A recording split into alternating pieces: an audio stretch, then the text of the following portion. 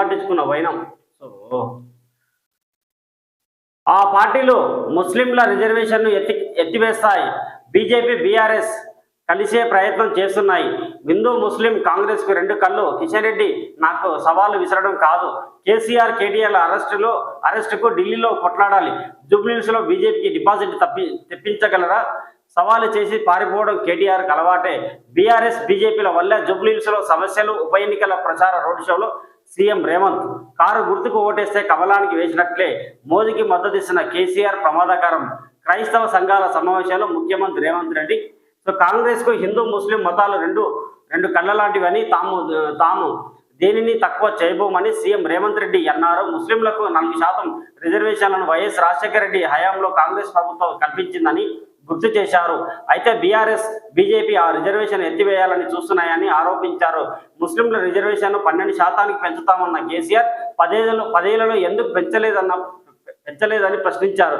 Jubilee hills ఉప ఎన్నిక ప్రచారంలో భాగంగా బుధవారం రాత్రి కాంగ్రెస్ అభ్యర్థి నవీన్ యాదవ్తో కలిసి షేక్పేట డివిజన్లో ప్రచారం నిర్వహించారు ముఖ్యమంత్రి. సో చెత్త ఎవరిదో సత్తా ఎవరిదో తేలిపోవాలి. హైదరాబాద్ అభివృద్ధిపై చర్చకు సిద్ధమా? ముఖ్యమంత్రి రేవంత్ రెడ్డికి కేటీఆర్ సవాల్.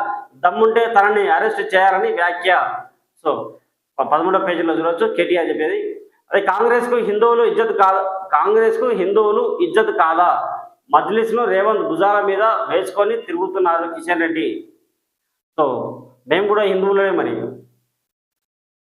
ప్రతి ఒక్కరు హిందువులే. ముస్లింలు ఉంటారు, క్రిస్టియన్లు ఉంటారు, హిందువులు ఉంటారు. హిందువులు అయినంత మాత్రం బీజేపీ ఓటేయాలా?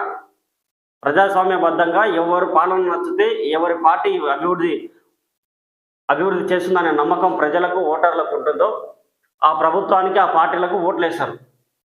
మరి ఇంకా అందరినీ హిందువులుగా భావిస్తే అందరు హిందువులే. కులాల మతాల పరంగా చూసి ఓట్లు అడిగితే ఏవి రావు. అందుకే పేరు పెద్దలు గొప్పలు కుల పునాదుల మీద ఒక వ్యవస్థలను నిర్మించలేరని. హైదరాబాద్లో world class film city. Congress సహాయంలోనే సినీ రంగానికి మేలు. స్టూడియోలకు స్థలాలు ఇచ్చాం.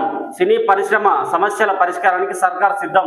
సినీ రంగ ప్రముఖులు, కార్మిక సంఘ నేతలతో భేటీలో ఉప ముఖ్యమంత్రి బట్టి విక్రమార్క.